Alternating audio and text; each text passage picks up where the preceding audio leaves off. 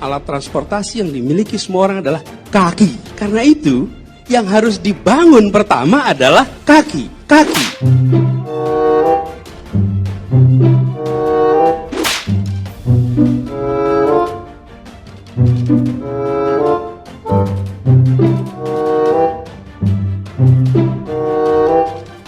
Dia tidak menerima. Nanti kalau dipaksakan goro-goro. Oke, kasih jalan bro.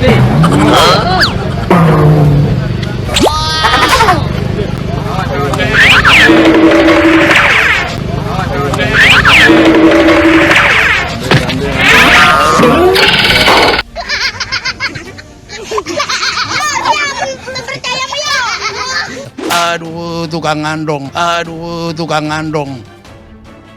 Bagaimana bisa jadi presiden tukang ngandong? Ngapain tukang ngandong itu? Di luar daripada pikiran saya.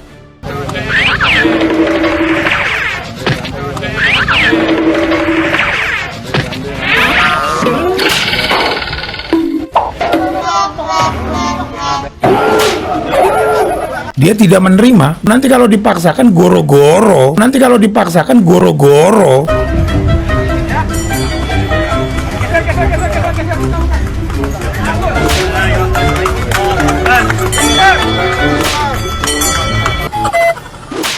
Nah, ini parah nih.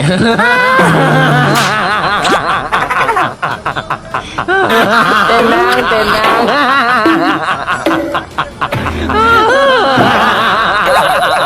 Salah. Itu style daripada Jokowi. Artinya tidak perlu dalam hal ini kan sudah semua sama-sama pemain. Kalau istilah Medan ya dia beli itu permainan. Jokowi beli itu permainan gitu loh.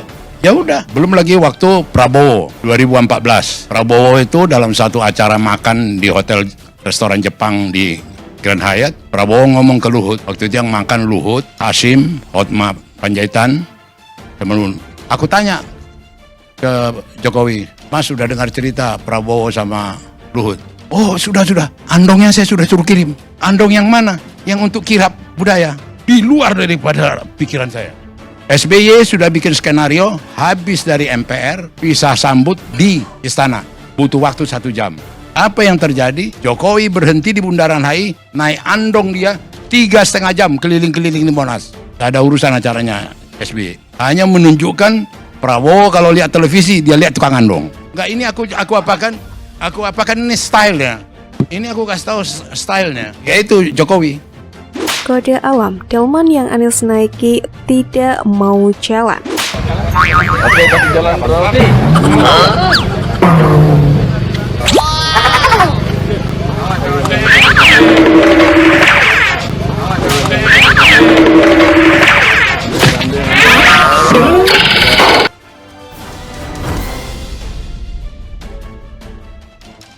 Rekaman gambar berisi kuda delman yang ditumpangi Anies Baswedan saat hendak deklarasi pencapresan PKS enggan berjalan viral di media sosial.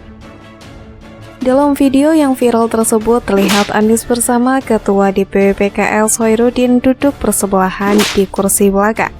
Anies Baswedan pun berpindah duduk menjadi di bangku depan sebelah kusir kuda.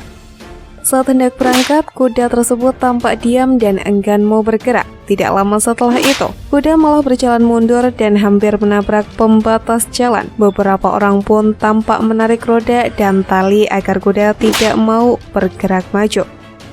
Mirip kode alam, wajah Anies pun pucat. Badannya gemetar ketika kuda delman berwarna coklat terang itu berontak dari kendali kusir. Anies yang berada di samping Pak Kusir yang sedang bekerja pun kaget bukan kepalang. Wajahnya pucat, badannya gemetar. Dikutip dari katalogika.com, rencananya Anies Baswedan bakal diarak mirip pengantin sunat di Jalan TB Simatupang, Jakarta. Lalu kembali ke gedung dakwah PKS usai deklarasi Capres PKS resmi digelar 23 Februari. Alhasil rencana arakan kuda delman dipersingkat. Ke panitia Anies bilang, "Tolong cukup, kita stop ya," ujarnya dengan muka pucat. Sejak awal sebenarnya Anies duduk di belakang, tetapi dia meminta duduk di depan. Kode alam, tepat di samping Pak Kusir yang kendalikan kuda supaya baik jalannya. Mungkin dia pikir duduk di belakang bakal hilang momen jepretan kamera. Diminta konfirmasi terpisah, Ketua DPP PKS DKI Jakarta Khairuddin menjelaskan kuda sempat berjalan mundur karena terkejut melihat banyaknya orang dan kamera. Peristiwa tersebut tidak berlangsung lama menurutnya.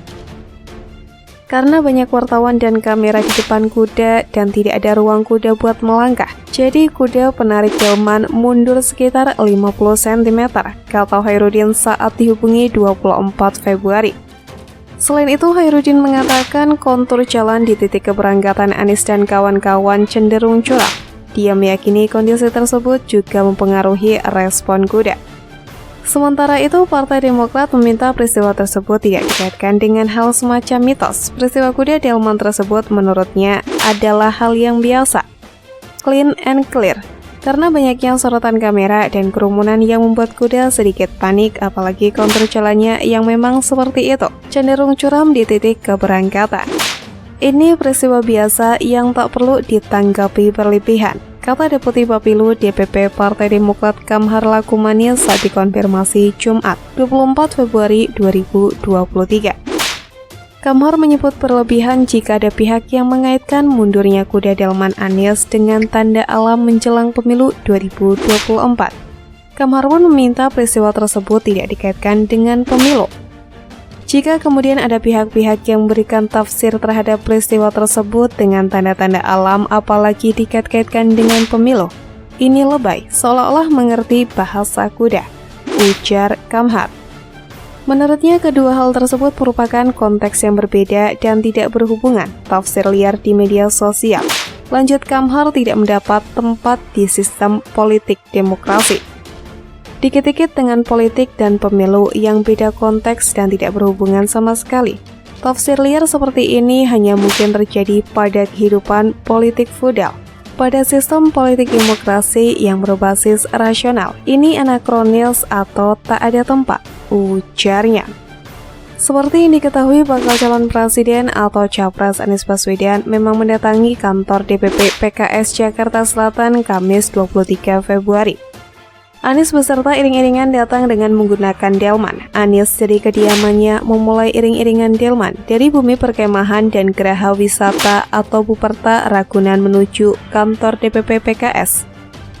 Prosesi pengantaran Anies Baswedan disusul iring-iringan pula oleh drum band ketika mendekati kantor DPP PKS. Anies tampak mengenakan pakaian koko berwarna putih dengan selendang berwarna oranye. Para simpatisan PKS yang didominasi mengenakan pakaian berwarna putih dan oranye berjejer di Jalan TB Simatupang, Jakarta Selatan menuju arah Pasar Minggu.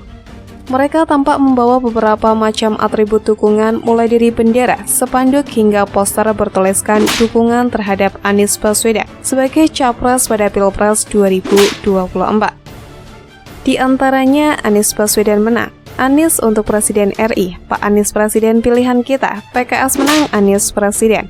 Anies Presidenku, Allahu Akbar. Begitulah kira-kira beberapa tulisan yang ada.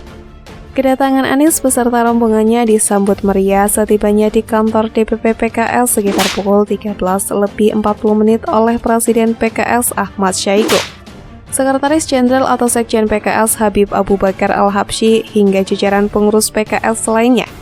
Anies juga disambut dengan iringan marawis dan pantun palang pintu khas Betawi.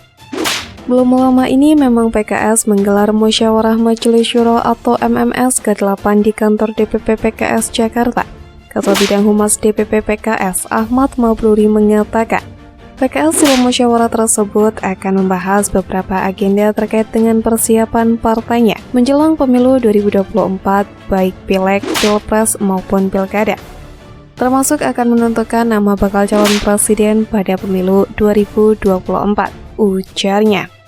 Sebelumnya pada Senin 30 Januari, PKS telah secara resmi bergabung dengan Koalisi Perubahan bersama Partai Nasdem dan juga Partai Demokrat untuk mengusung Anies Baswedan menjadi capres pada Pilpres 2024.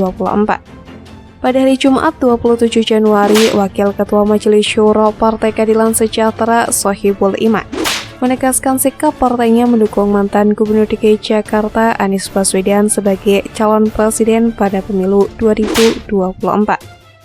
Banyak yang bertanya, apa benar PKS dukung Anies? Saya katakan kalau PKS ini tidak dukung Anies, tidak mungkin saya ada terus-terusan di dalam tim kecil ini, kata Sohibul Iman usai pertemuan di rumah Anies Baswedan, Jakarta.